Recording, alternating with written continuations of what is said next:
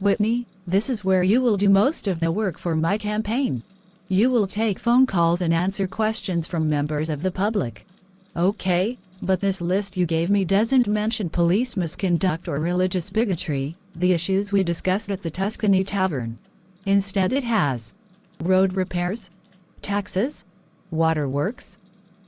Sadly, most people are not concerned about police brutality or other misconduct unless and until it happens to them. Instead, they say, if those people would just obey the cops, they wouldn't get beaten or shot. As if ending up in hospital or even dead is a natural penalty for disrespecting a cop. But we need to talk about more practical matters that everyone can relate to. Like potholes. Potholes. Yes. I will explain at the conference room. Ever since Mayor Anderson took office, he has cut sales taxes in the town to make it more business-friendly, but those tax cuts have come at a cost. Increasing numbers of potholes have appeared in roads in and around the town, and these can cause damage to cars, including flat tires. And replacing tires costs money, so if you need new tires every few months, that means you are not saving that much money due to lower taxes. You are right. At the auto shop I work at, my boss told me that requests for new tires there have gone up tenfold every month compared to a decade ago. He himself needed a new tire about 5 months ago after he ran over a pothole, which had bits of glass in it. I had a patient last month who complained about getting whiplash from hitting potholes. I grew up in this town, and as a child I saw almost no potholes on the roads. Now they are everywhere. But I am even more concerned about the town's water supply.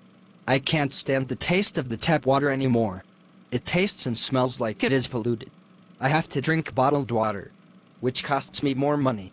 If that's true of me, it must be true of most others. Oh, shit. We have been using tap water to wash the dishes at my restaurant and even at my home. Could we be endangering our customers as well as ourselves?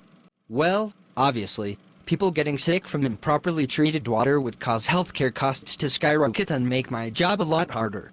I had to resign as president of my local church because I no longer had free time to serve that position.